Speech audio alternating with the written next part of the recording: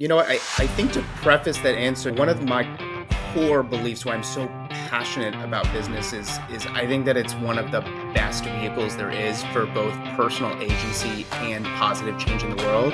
And that can be incredibly exciting as a business, but equally you're having an impact on society, on culture, on the way that things are run, not just the dollars in your bank account. It can mean much more. Having a career of entrepreneurship is the best decision I've ever made. Like, it's taking that leap to move back into my parents' basement after college, earn practically no money, and figure out how do I create a bike sharing business. Like, I learned more through that experience and built skills as an entrepreneur that have served me throughout my entire career and my life. Today on Business Growth Talks, we have Brad Eisenberg, who is a business scalability consultant and the founder of Be Lean, where he helps growth stage companies streamline their operations and build scalable systems with a background that bridges operations, finance, technology, and strategy. Brad specializes in transforming messy, inefficient business structures into smooth running engines primed for growth. His entrepreneurial journey began in the University of Maryland, where he co-founded WeBike, North America's first stationless bike sharing setup. He later played a pivotal role at Greenuit, an environmental services company, where he served as COO and helped grow the business into a multi-million dollar business. Today, Brad works with founders and leadership teams to fix broken processes, enhance operational visibility, and implement systems that align with both their purpose and profitability. He's passionate about helping build businesses reach their potential, not by working harder, but by working smarter.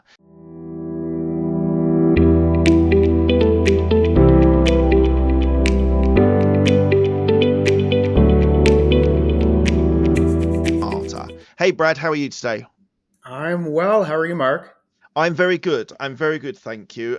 I'm really looking forward to this. We got connected by someone, which is an unusual pathway. I don't know this lady very well, but I know that you know her greatly, and I'm super excited to be talking to you about growing and scaling businesses, which is exactly the theme of the show. So thank you for joining me. Happy to be here.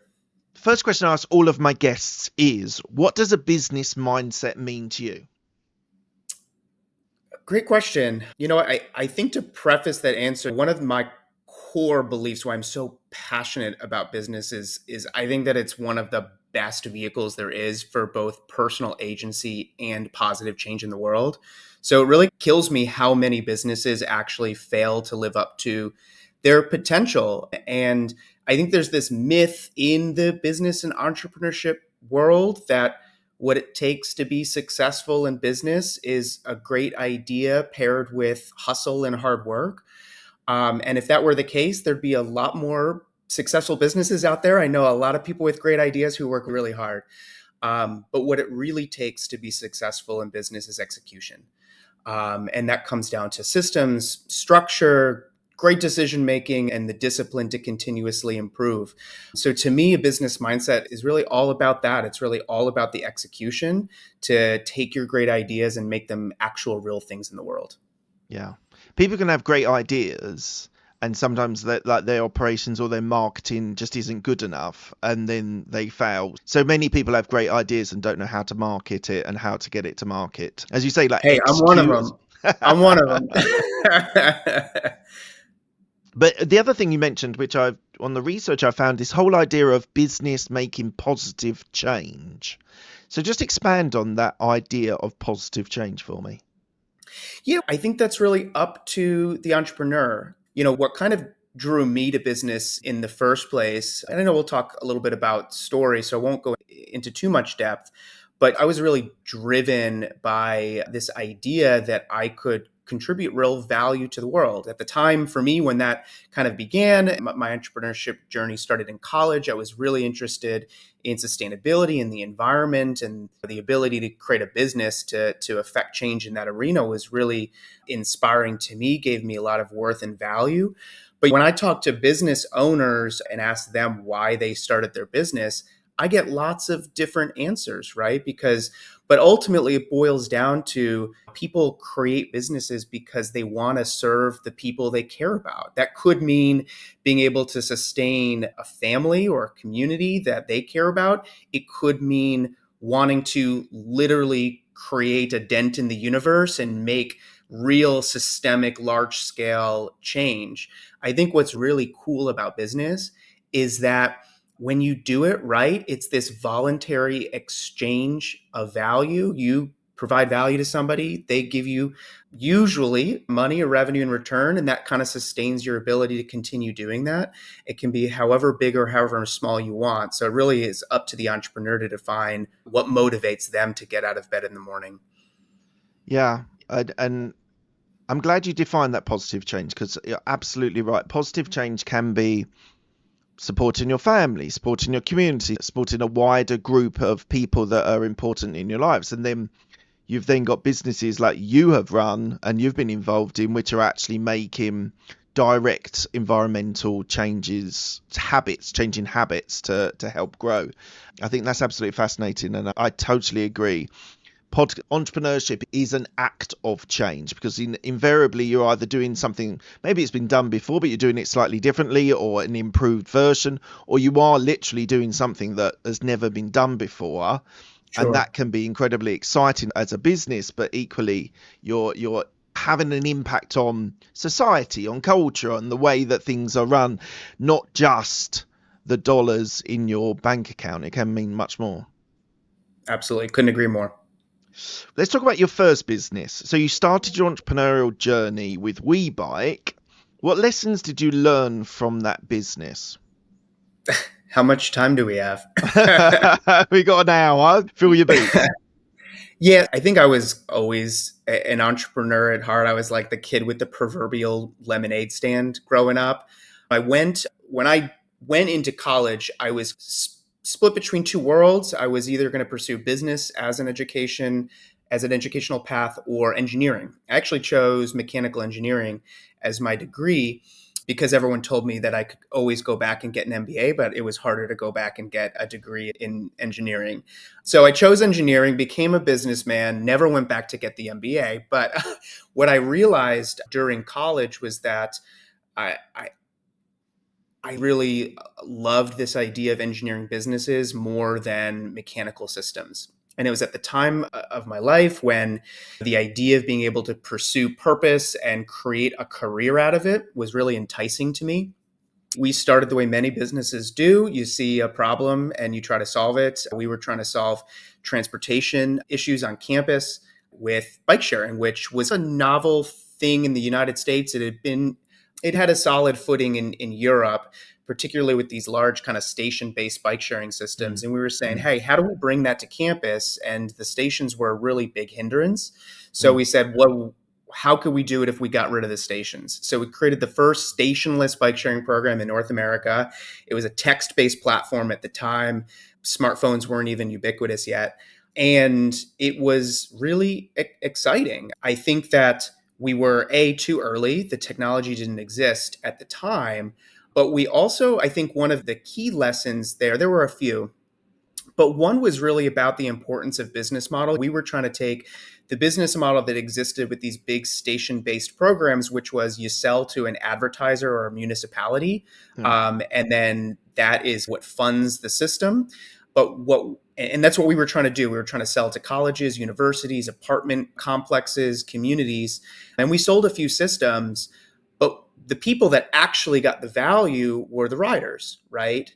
They were who cared the most, they were the most passionate, but we weren't, our business model wasn't built around charging the user, right? We were charging the community, and the community had a completely different value proposition.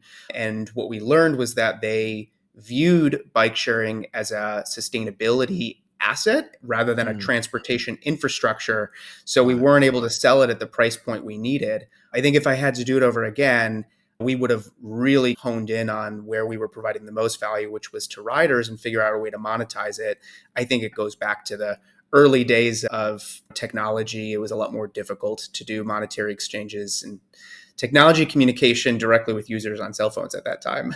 But Yeah, so it's been very fruitful. As I say, I think you were early to the party because in London we have a number of different options now for community bikes. Some are electric. The electric ones came out, I yeah, don't know, a few years ago.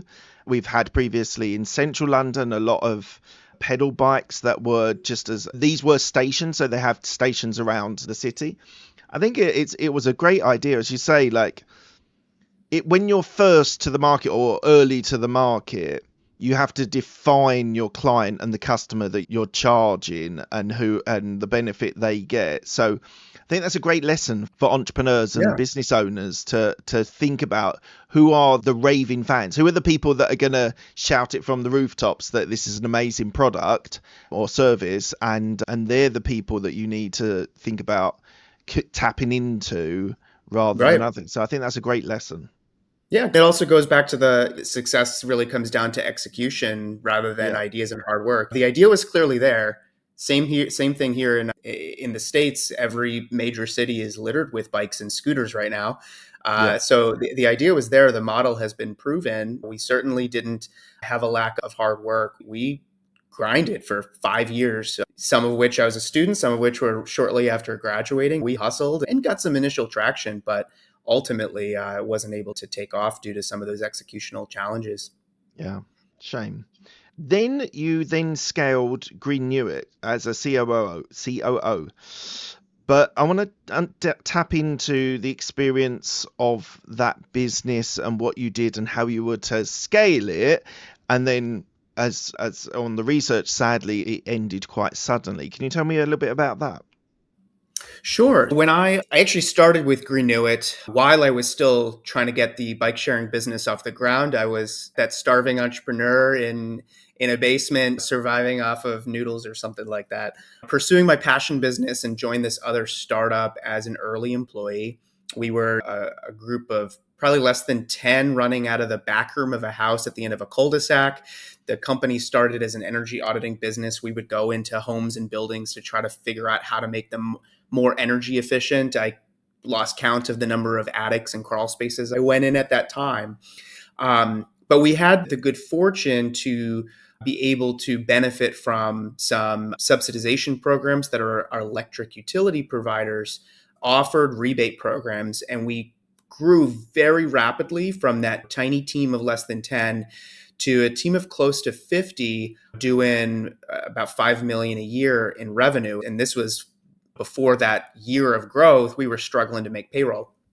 And over that time of really rapid growth, I found myself in the position of the guy who was putting in place the processes, the systems, the way that the company was running so that we can actually manage all of this extra volume. And as you said, I was fortunate to be able to ultimately lead the company as the chief operating officer. And everything about that journey was like the best thing I've ever done, kind of helping to shepherd this young and at times chaotic, certainly very creative and energetic company from its kind of teenage years into a more mature and sophisticated and efficient organization that we were really the leaders of our industry. We set the example that a lot of other companies followed. But that leadership and that innovative spirit certainly came with its set of challenges. We tried to parlay that success in those programs that were working into other service offerings, other markets that weren't as successful. There was a lot more challenge there. And we were right to try because when you're in a subsidized industry, your success is very much dependent upon the stream of funding. Yeah. And unfortunately, as was the case for us, that funding dried up. It killed our pipeline and we went out of business very rapidly in about a week's time, Wow. which is yeah, it was quite a shift and one of the most kind of impactful experiences that I've certainly Mm. been in. Making that decision with the other executives late at night on a Monday night, we ultimately made the decision to close.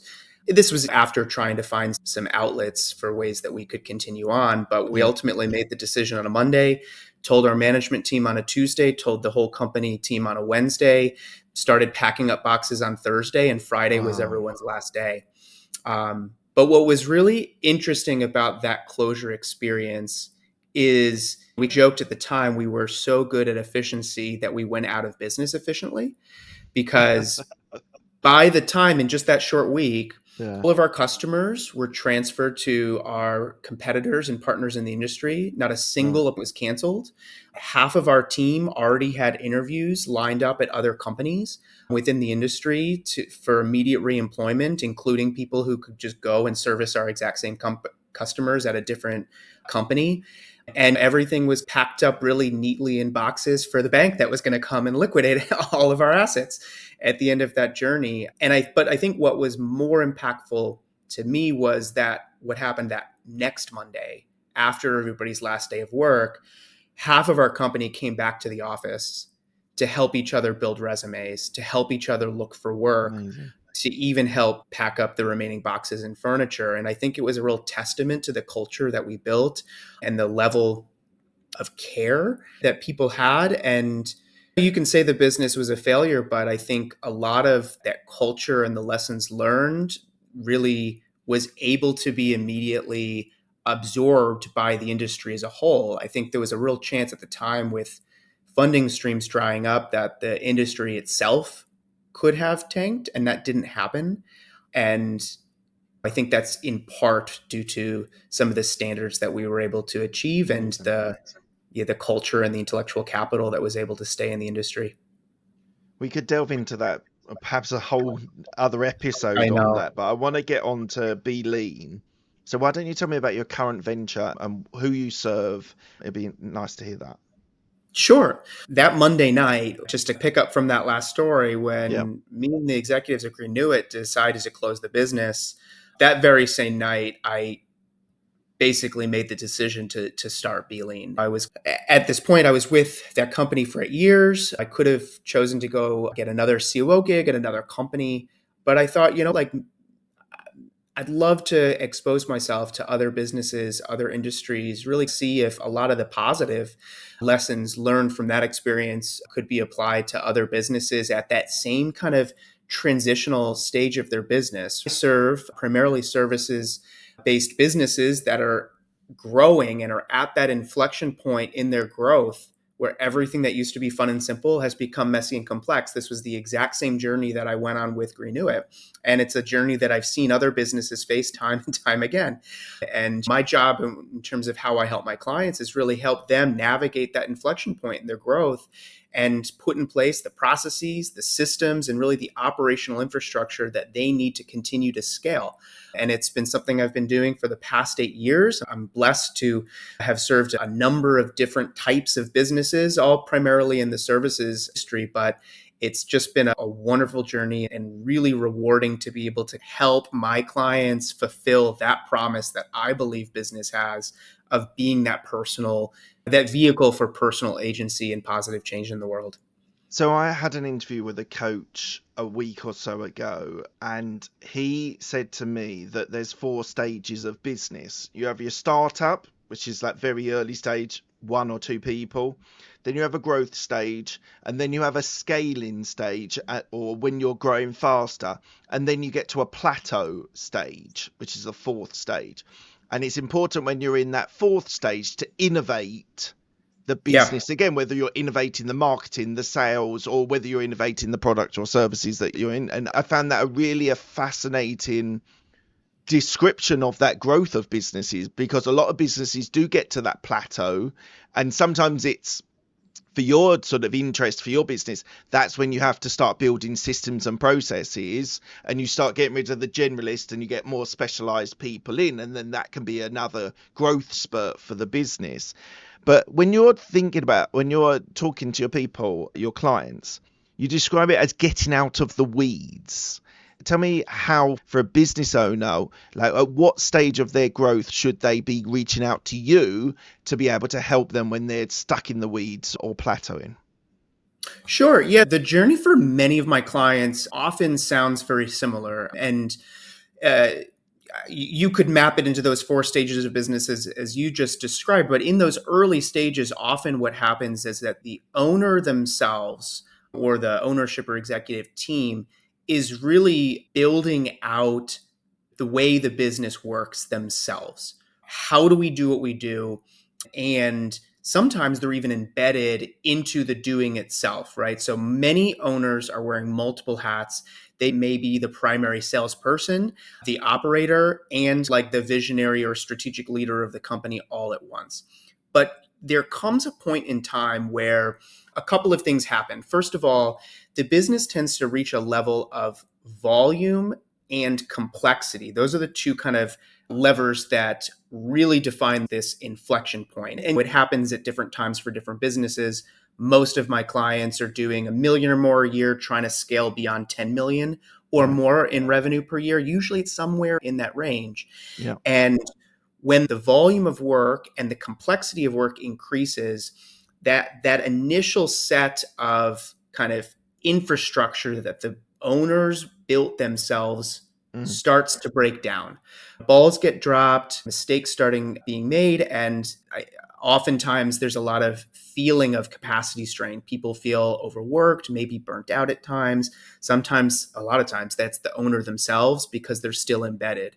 So when I say getting out of the weeds, what I mean by that is not only are you getting out of the weeds of delivering the services that you're doing, at least at the level that you have been, but you're also removing yourself from the position of the person that's responsible for actually architecting and building and operating the business. And because I don't know about you, Mark, but when I ask people why they started a business, they never tell me it's because they want to run a business. They don't want to run the business, right? Like Yeah. they Yeah. want to, right? They're They passionate want to about lead the business, or they're they want to passionate lead about the the business. They yeah. want to do that innovative work that you were mentioning of Yeah. creating the strategy or the ideas for the next stage of the business. And in order for them to be able to do that and execute in their zone of genius, they need to be able to get out of the weeds of operations and have the systems of the business really take over and to build and run those systems. So that's what I mean by getting out of the weeds. Yeah. Amazing. When you're starting with a client and you're just learning about the business, what's the first conversation like that you have with those clients? Is it understanding the business, understanding the, like, how do you do a kind of audit of the business before you start working with them? Great question. Every single one of my clients, I start with a scalability assessment where I'm really trying to understand where the business is at and what's holding them back from growth. You mentioned a moment ago that kind of the four stages of business from startup, growth, scalability, and plateau. I have a framework that I guide my clients 4 pillars of scalability. And Okay. it's interesting, it maps pretty well to the 4 stages that you just described. And I don't think that's a coincidence. I think a lot of times there's fundamental truths built into Yeah. different people's framework. So when I look at what does it take for a business to be scalable, I'm looking at 4 things. Pillar number 1 is traction. You need a consistent and repeatable way to get new clients and customers. The second thing is profit. You need to be able to deliver your goods and services in a way that leaves enough profit on the table that you can reinvest that profit into growth. Pillar number 3 is capacity in order to be able to take on more volume as the business grows. And the fourth pillar is innovation, which is, do you have a consistent way to implement new ideas and strategies? So when I run my clients through my scalability assessment, my primary job is to figure out which of those 4 buckets is their weakest link right now. It goes in that order. You need traction before you focus on profitability. You need profitability before you focus on scaling capacity. And you need all of those 3 things in place before we start thinking about innovating the next idea. So my job is to really figure out what of those 4 stages or pillars are they in? And then once we figure that out, we're diving in even more deeply to figure out what are the specific areas that are either bottlenecks or sources of inefficiency or sources of lack of profitability that are holding them back from being able to continue growing in that arena. So we dive in to that area, find the weakest links, strategize solutions to solve those problems, and then off to the races. So why do you love the operational side so much? Because a lot of business owners, entrepreneurs are like, they're strategic thinkers. And the operational side is, as you said, is the most labor intensive, the hardest area to really optimize and make efficient, because it's managing people. And a lot of entrepreneurs don't want to manage people. They want to think of the next big idea. They don't necessarily want to get into the weeds of interactions and dynamics of people. Why do you love this area so much? I went to school for engineering. Like I'm Right. an engineer at heart. Um, I'm the way that my brain works is very systematic. I'm constantly looking in the world at how puzzle pieces fit together, right? So this idea that I can look at the components of a business and figure out how do I put these pieces together in a way that is consistent and repeatable and scalable, it's just a big puzzle for me. What I get my kick out of is going into a situation and it's complex and it's messy and it's complicated. And I got to figure out how do I put this together to get to the answer. And you get that kind of adrenaline kind of kick when you get that answer and you see the aha moments. It's my favorite part is when my clients see the aha moments. That's just Yeah. like what gets me out of bed in the morning. And it's also just where my natural core competency gifts lie. So, how do you innovate your business and not be in the operations of your business? Good question. I think there's a little irony to this, right? I But wondered if there was. because I'm a scalability consultant, Yeah. what my clients desire is not necessarily what I desire. So when I chose to start my consulting business, not only was I earnestly and still am motivated to help my clients and help them succeed and fulfill all of their promises, their personal agency, their positive change, um, but I was also really keenly aware of what I wanted out of my life, right? And I wanted a business that served me rather than me serving my business. And I see that with clients all the time, right? Of their business ends up running them rather than them running their business. So what I've chosen for me, what that means for me is that I really enjoy being able to take on a small number of clients, go really deep, and impact really foundational change. And I've chosen to do that without scaling to a large team. So Right. when I think about innovation for me, the areas of innovation that I'm focused on are how do I add more value to my clients? How can I create methods, frameworks, and service offerings that benefit them the most, more Yeah. so than necessarily innovating on my operational tactics, which of course I have because I'm a dork and I want to build out my CRM custom and automate it, integrate it with LinkedIn and drive all my engagement metrics back so I can see what's working and what's not. Like I do all that stuff, but I do that because I'm a dork and it's fun. I'm not necessarily doing all of the operational system building for my own business for the purpose of scale.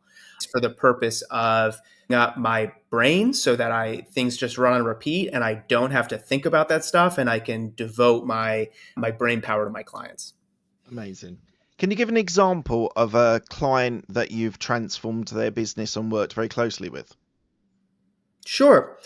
Some of my clients I work with for a matter of months, very project based, come in, figure out a system or process that's not working, fix it, and move on. Other clients, we do that, and then we work on the next problem and the next problem and the next problem. So I'm very fortunate that some of my clients have been with me for years.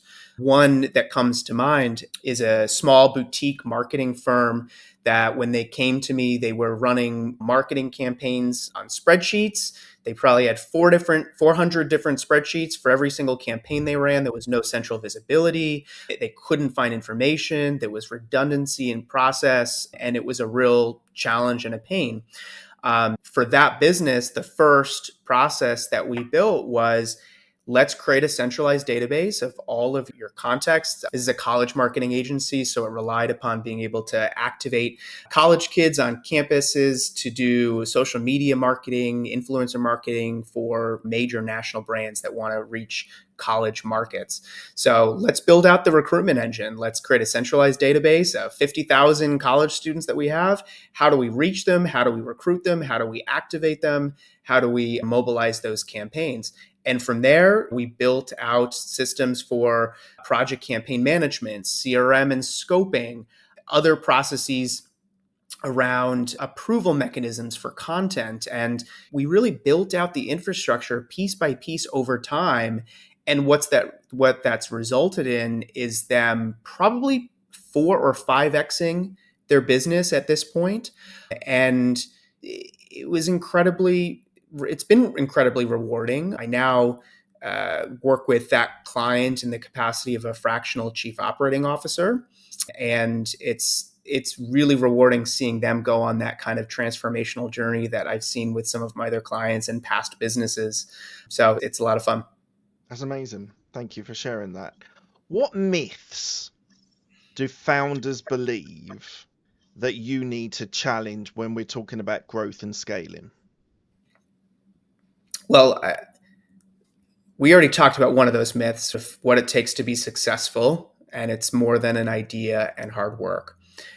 I think one of the other, not necessarily myths, but thought conventions that I see in the entrepreneurship and business echo chambers quite a lot on the topic of scalability is that scaling means one thing, and it means growing large and fast. That's not what scalability means to me. Scalability, by its kind of core definition, there's kind of two parts of the word scalability. And it really comes down to the capacity to change in size, right? Scale is size, the ability part is the capacity.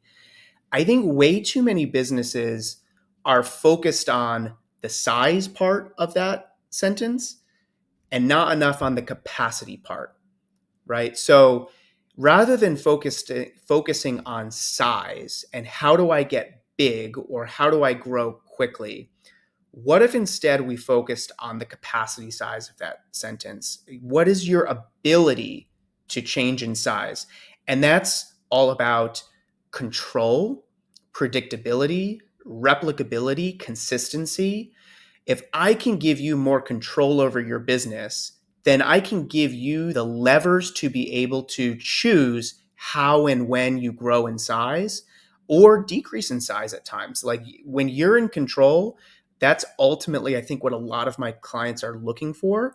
And that's really where I'm focused because a lot of the people you hear talking about scalability, maybe people in sales and marketing and how do we get clients and how do we create that pipeline and do all these ads or whatever these marketing tactics. And that's all great. That's pillar number one, traction. You need that. But what happens next? What happens once you have the customers? Let's focus on profitability. Let's focus on efficiency. Focus on control and how you're scaling capacity. And then ultimately, let's talk about innovation.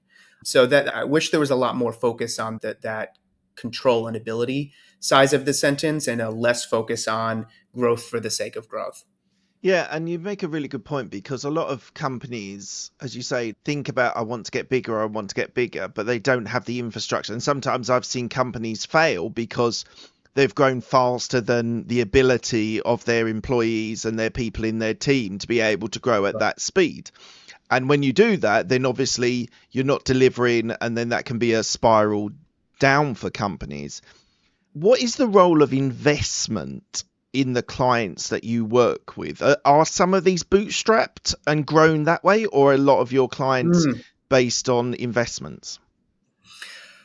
It's a good qualifier of the question because when you even said the word investment first, I was thinking of something else, Or right? And that's the funding. funny Let's thing. say funding. Let's say. That's the funny thing about the word investment. I think that's the right word is investment rather than funding. Okay. Most of my clients have grown organically. So they're still either 100% or majority owned by the founders, and they've been able to fund their growth through sales and profit. That's the most common area, because typically when you are taking on external investment in the form of private equity or venture capital or otherwise, that's coming in one of two places. Option one is it's at the beginning stages, right? Your pre-seed money. And in order to be able to even take on that money, your business model inherently has to have a certain growth potential that is that really big and fast model that we just talked about. Yeah. Or you need to be sustainable enough and systematized enough already that investment is willing to come in to essentially pump dollars into your growth engine that's already been proven, right? And if you already have that proven growth engine and that replicability, you're typically past the stage where I can come in, because my job is to help you build that, right? Is to Yeah. help you build that operational engine so that you can continue growing on repeat. And that's what investment money is looking for. What that means for me is I am absolutely interested in how my clients invest in growth, right? Investment is required for growth. You need to be able to put money and resources towards growing the business. But when I think about the best place for investment, that first thing is going to be profit, right? Is how can I help you create a system that consistently generates profit that you can reinvest into the business in the form of acquiring new customers, in the form of innovation, in the form of infrastructure building and supporting your people. Like, you're in control of what you want to do with your resources. I would love to be able to help you figure out where to place those resources that you have in the areas that are going to provide the biggest return on investment. Interesting. This is a question I ask on my show quite a lot, and I want to position it slightly differently because you're a consultant rather than a empire builder, let's say. But how do you think you've evolved as a leader? And I'll put that as a leader slash consultant sort of level. Like, you go into companies and you're the expert on how to grow and scale a business. How do you think you've evolved as a leader? That's an interesting one, Mark. I think in a couple ways. First of all, your lived experience provides a certain perspective that you can bring to the fold, right? I think when I was younger, cutting my teeth as an entrepreneur, what served me and what, in a sense, continues to serve me is what was this kind of realization of how do I how can I actually validate my ideas, right? My first business was like an idea that kind of went poof. The second business was where I had a lot of leaders of that business who were the big visionary, big picture founders, right? And I always wanted to be that. I wasn't like the big inspirational visionary founder. I was the executor, right? I was the Yeah. operations guy, but I always kind of looked up to those guys. It's, oh my God, how do they come up with these amazing ideas? How can I be that kind of leader? And what I learned throughout that process is where my skill actually lies is being able to figure out how do I take those ideas?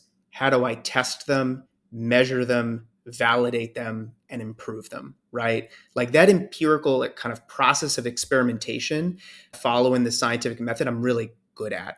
And I also found is like actually really helpful for businesses. Yeah.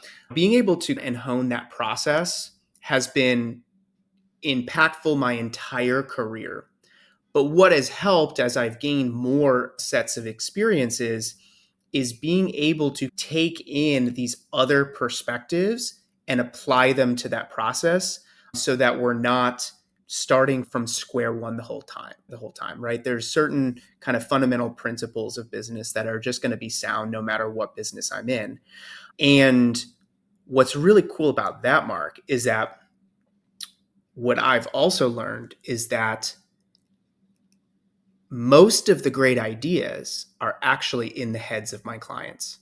They already have the ideas and they already have the intellectual capital. But what they haven't quite been able to do or figure out is how to unlock that and put that into structure in a way that they can grow it on repeat. So, me being able to take a lot of the tools in my toolbox that I've developed over time and the methods and processes, and then extract all of the great ideas from my clients and run it through that. That's the magic formula that I've Yeah. seen be successful in terms of a consultant client relationship. Yeah. Um, and so that's, I think, how I've grown and evolved as a consultant. See, they're the domain experts. They've got the ideas. They just don't necessarily know how to execute it, and that's where you come in to help. So I think that's Correct. so true, so true, and that's what the advantages of consultants can be to businesses. But something that's quite close to consultants are coaches and mentors. What's been Yeah. your experience of coaches and mentors? Have you had them? Do you have them now? What, good, bad, indifferent? What's been your experience? I have used coaches, and it's been like tremendously impactful for my business. The way that I see the fundamental difference between consultants and coaches is that the main job of a coach is to work on you, right? Is how do we get the most out of you as an individual, as a leader, as a business owner? Um, my job as a consultant is to work on your business, right? How do we structure your business in the best way to achieve the results you're looking for? I think both are incredibly important, but are fundamentally different. And Yeah. I think in this kind of world of thought leaders and experts that are floating around, I think we're probably in a bit of a moment in the entrepreneurship ecosystem where it feels like there's a lot more people doing that because Yeah. the barrier to entry to create a business of expertise is lower than it's ever been. So we see a lot of people out there, but fundamentally, coaches help you get the most out of yourself. Consultants can focus on your business or the area that is their area of expertise, and But what's that's been your experience of coaches? yeah. I've worked with coaches in a couple of ways. I've worked with a business coach who really helped me get out of my own way.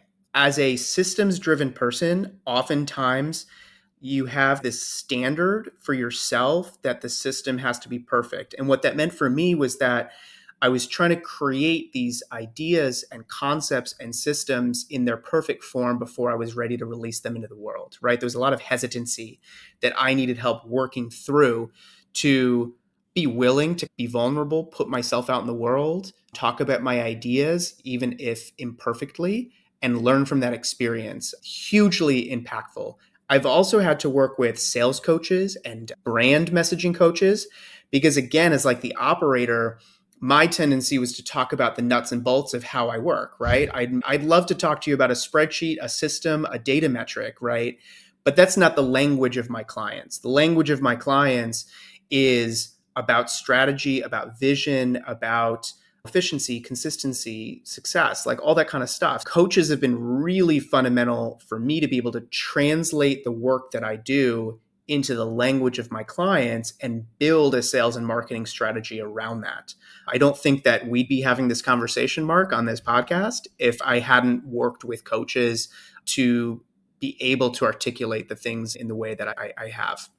And how has podcast guesting helped you, either personally or business wise? How has it helped?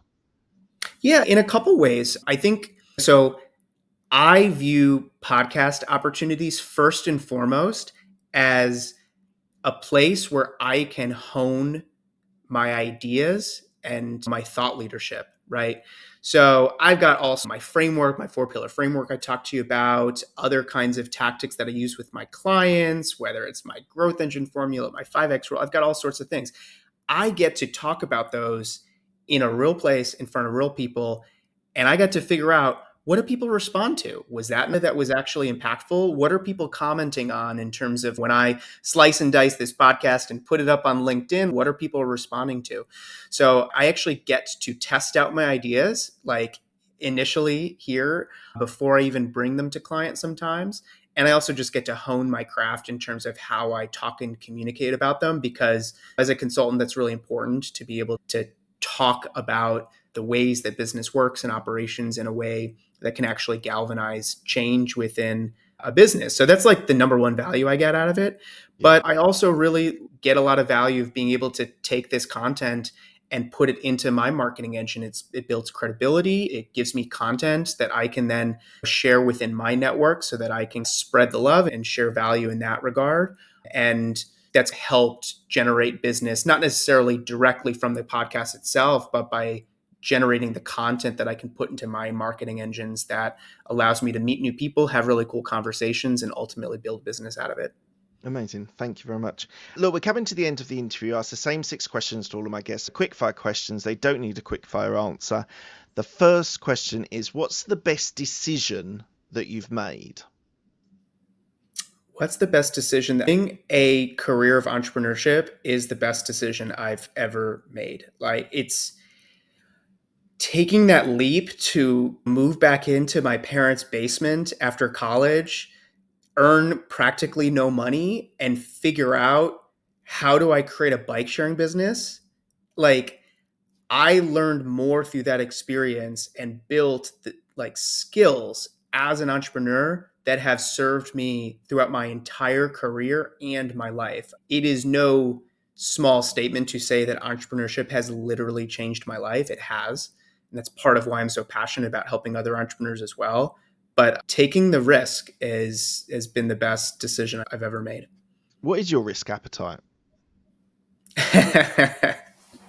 Moderate. I'm a calculated risk person. I'm a calculated risk person, right? I am a person that is willing to take the risk after thought and consideration, right? So I truly do like to take that idea, figure out the minimum viable product, experiment, iterate, validate, and then scale. That's my approach. That's my method. And I've found that over the course of my risk taking, it's been a net positive, right? Yeah. That's the thing about taking risks, is you just have to have more winners than losers. You don't have to get it right every time. 100%. What's the best piece of advice you've been given? When I was an employee in the energy efficiency business, I had aspirations to lead the company, right? I was that young go-getter, and I was like, I want to be the COO of this company. That's my goal. At the time, I was more of that systems builder, operator, manager, and I was building out everything on my own. And it took a mentor to come in at that time and to tell me, Brad, if you are irreplaceable, you will never advance. You have to make yourself replaceable in order to advance and grow and succeed. And for me and my young kind of, I wanted to control, I wanted to hold on to things. That was like the most impactful message to me at that time, that I needed to replace myself. I needed to get myself out of that bottleneck position in order to be able to continue. It's a lesson that I bring to my clients even today. Yeah, it's a great piece of advice. Because if you don't, as you said, if you don't make yourself replaceable, you'll pretty much stay where you are because you are irreplaceable. I've seen that. I worked in corporate for 14 years. I saw that a lot. People that were so passionate about what they do, and because of that passion, they could never really move up because it was so important that they did what they did to keep the business moving forward. So I think that's fantastic advice. Next question I want to ask you is, who's the person that's helped you most in your career? I don't know if there's one person. A couple come to mind. The coaches that I've referenced before, hugely impactful, particularly that business coach that really helped me work on my mindset, and get out of my own way. Hugely impactful.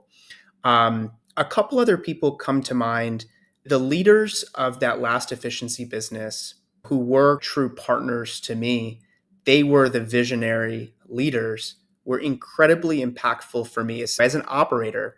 And every kind of visionary leader needs an operator right hand, and 100%. every operator needs a visionary, right? An operator without a direction is somebody that has a tendency to build structure for nothing, right? So for me to be able to apply my skill sets and my passions towards a goal, a vision that somebody else paints has been hugely successful and impactful for me. So that comes to mind. And I think the third person I would mention is perhaps that that college professor that inspired me to start my first business. He was the first person in a university ecosystem that was designed around pumping people into big business. Business and engineering students should go where big Mm. consulting firms or engineering firms.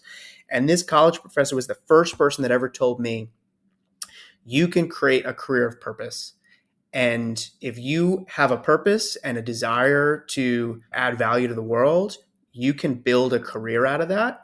And I think I needed to hear that at that time in my life to have the permission to take that first risk and to do it. Because if I hadn't gotten that permission, we wouldn't be here. I'd probably be working for some engineering or project management firm.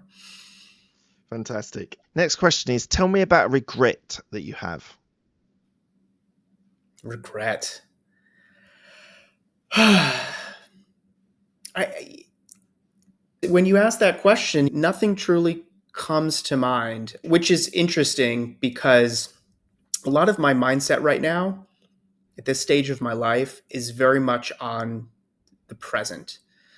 I think in the past, I had a tendency to fear the unknown of the future and to ignore pain of the past. A lot of what drew me to business and entrepreneurship was the fact that I was trying to find myself as when I was a kid, I was this insecure, closeted gay kid seeking the validation of others from good grades and success in school.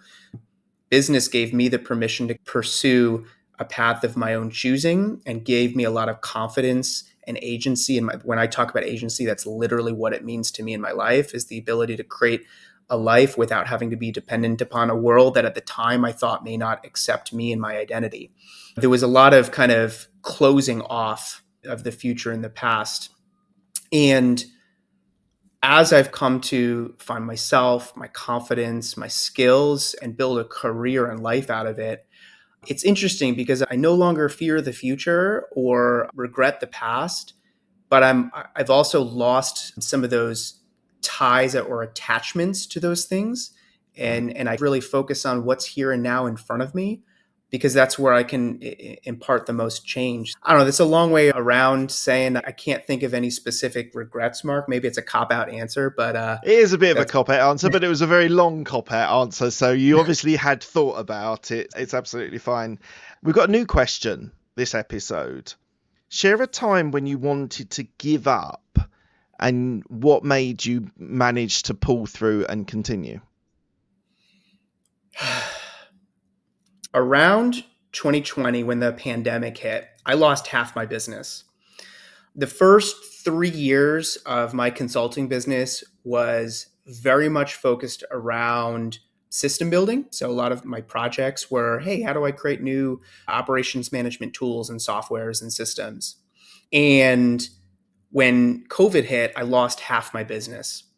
And I had to completely rebuild my business from scratch, not only because the pipeline went away. And for the first time, I had to actually do the work of sales and marketing and networking and speaking and all the things that lead to consistent business. But there was also this realization that I wanted to do more than systems building, right? I wanted to be a strategic partner to my clients. I thought I had a lot of value to give in that arena. I wanted to be able to provide value more than a commoditized IT resource, in essence. And doing that kind of translation work of having to parlay that experience into more of a strategic consultancy was incredibly difficult, particularly in that economic environment. And frankly, I did think about giving it up from time to time. It took working with a coach. That was the time working with a coach for the very first time. Yeah. Was I got to the end of the ability to solve my way out of my own problems. Nothing, I wasn't able to do it on my own. That got me through. And in part, that also opened up my network to be able to meet other people who were building businesses, doing similar things. And when you're a business of one, you really need a team, you need an ecosystem. I view my colleagues as my coworkers. Mm. And being able to build those relationships is also what got me through, because I saw my world with clearer eyes. We're our own worst critics sometimes, right? And we Absolutely. need to be we need people to mirror our strengths and our path ahead. So that's what got me through. I like that question. I think I'm going to use that question again.